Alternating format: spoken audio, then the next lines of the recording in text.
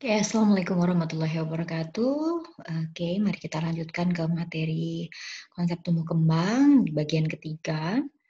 Kita memasuki tahapan tumbuh kembang masa sekolah atau bisa kita sebut juga dengan school age. Di masa sekolah ini, masa pertumbuhan fisik relatif sudah lebih mantap, kemudian percepatan tumbuh sekitar anak usia 10 tahun pada anak perempuan dan 12 tahun pada anak laki-laki. Kemudian di fase ini juga terjadi penambahan berat badan per tahun, kurang lebih 2,5 kilogram dan panjang tinggi badannya sampai 5 cm per tahun.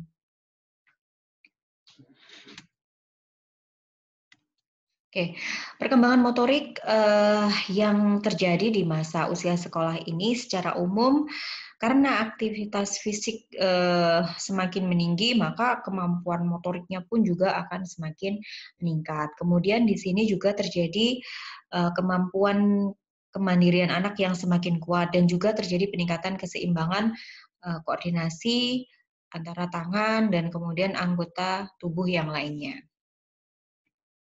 Perkembangan psikososial pada anak usia sekolah menurut Sigmund Freud berada pada tahap laten. Apa yang disebut dengan tahap laten? Tahap laten biasa kita sebut juga dengan fase tenang atau masa tenang. Seperti yang kita ketahui sebelumnya bahwasanya di masa prasekolah itu memasuki fase palik, yaitu anak mendapatkan kepuasan melalui rangsangan autoerotik. Nah, di masa ini lebih tenang karena anak fokusnya berubah. Jadi pada fase masa sekolah, mereka lebih banyak fokus ke kegiatan sosial yang berkaitan dengan teman sebaya ataupun teman sekelompoknya. Jadi di sini anak akan teralihkan dari perhatian pada bagian tubuhnya. Ya, jadi selain itu perhatian anak juga pada umumnya berfokus pada kegiatan belajar mengajar. Perkembangan psikososial pada fase sekolah, usia sekolah, menurut Erikson, mereka berada pada fase industri, ya. Jadi anak di usia ini sudah mulai bisa belajar bekerja sama dan bersaing. Nah, di sini harus kita ajarkan bagaimana bersaing yang positif. Kemudian juga mereka sudah mengalami peningkatan kemampuan personal dan interpersonal, ya. Jadi dia sudah mulai belajar berhubungan dengan orang lain. Kemudian selain itu anak juga senang terlibat dalam pekerjaan dan juga berusaha untuk menyelesaikan pekerjaan yang diberikan kepadanya. Ya, oleh karenanya ini disebut sebagai fase industri. Nah, pada fase ini yang dibutuhkan oleh anak adalah dukungan yang positif, ya. Jadi dukungan dari orang tua, dukungan dari lingkungan sekitar, supaya anak-anak ini bisa berkembang dengan baik. Kenapa? Karena apabila proses perkembangan yang sedang terjadi ini dihambat, artinya terlalu tinggi tuntutan dari lingkungan, sementara anak tidak berhasil memenuhinya, maka akan terjadi inferiority atau anak merasa rendah diri. Contohnya misalnya, tuntutan orang tua yang terlalu berat. Anak dituntut untuk mendapatkan ranking 1 misal. Nah, pada kenyataannya si anak tidak bisa mendapatkan ranking 1, dia hanya mampu mendapatkan ranking 3. Wah, akibatnya orang tua marah misal. Nah, ketika dia tidak bisa mencapai tuntutan dari lingkungan sosial, maka bisa jadi akan muncul inferiority. Oleh karena itu tadi seperti yang saya sampaikan, dukungan dan support system di lingkungan sekitar betul-betul harus ditingkatkan, ya. Apapun itu pencapaiannya kita tetap harus memberikan reinforcement yang positif. Untuk perkembangan kognitif, menurut Piaget, pada masa sekolah ini dia memasuki fase operasional konkret, di mana anak sudah mulai realistis, ya, memandang dunianya, dan sudah mulai memiliki pendapat ataupun pandangan yang sama dengan orang lain. Sifat egosentris anak mulai menghilang dan juga masih memiliki kelemahan, yaitu belum bisa memecahkan persoalan yang sifatnya abstrak, sehingga sesuai dengan nama yang di operasional konkret, dia masih belum paham dengan pernyataan ataupun kalimat-kalimat yang bersifat abstrak, ya. Oke, kita masuk ke masa remaja, ya. Di masa remaja dimulai dari umur 12 sampai 18 tahun, ini merupakan periode transisi transisi dari masa anak-anak menuju masa dewasa awal ya. Nah, di fase ini kematangan fisik, kognitif, sosial, dan emosional sudah mulai ada ya, karena ini berhubungan dengan hormon-hormon ya, hormon-hormon pubertasnya sudah mulai ada. Sehingga di sini tugas remaja salah satunya adalah mempersiapkan diri untuk menjadi laki-laki dan perempuan yang dewasa. Ya, tadi sudah saya sampaikan bahwasanya di masa remaja ini memasuki masa pubertas. Nah, nanti di situ juga ada kategorinya lagi ya, masa prapubertas, masa pubertas, dan masa pasca pubertas. Sehingga di sini perlu sekali kita sampaikan batasan-batasan yang baik dan yang benar bagaimana bersikap menjadi seorang remaja pada umumnya. Oke, masa remaja ada dibagi menjadi 3, remaja awal, yaitu di usia 11 sampai 14 tahun, kemudian di masa remaja pertengahan 15 hingga 17 tahun, dan remaja akhir di sini 18 sampai 20 tahun ya. Oke. Perkembangan biologisnya sudah mulai terjadi perubahan hormonal ketika pubertas sudah mulai terjadi. Jadi hormon estrogen, progesteronnya sudah mulai berfungsi. Kemudian terjadi kematangan seksual yang mulai lengkap ya. Misalnya pada anak perempuan sudah ada penumbuhan payudara, di laki-laki juga sama. Kemudian terjadi pertumbuhan fisik yang lebih dari lebih matur atau lebih matang.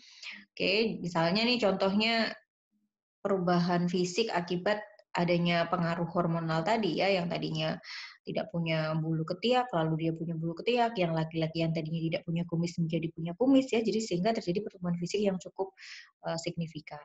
Kemudian terjadi perubahan fisiologis. Nah, di sini mungkin akan mempengaruhi ke tanda-tanda vitalnya, salah satunya ya, perubahan irama pernapasan, irama jantung, kemudian tekanan darah, suhu, dan lain sebagainya.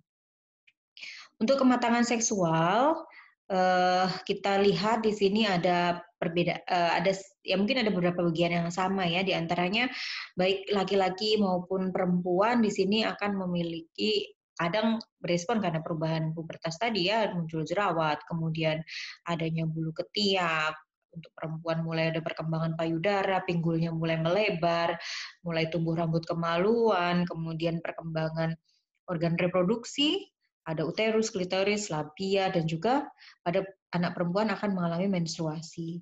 Kemudian pada anak laki-laki, perubahan suara terutama ya yang akan mulai teridentifikasi ya, semakin membesar atau memberat, dadanya lebih bidang, kemudian ada perkembangan bulu ketiak, kumis, bulu dada, kadang-kadang ada bulu kaki, pembesaran otot, adanya rambut kemaluan sama seperti anak perempuan, kemudian diikuti pembesaran penis, skrotum, dan juga testis. Kemudian anak remaja juga sudah mulai mengalami yang namanya ejakulasi.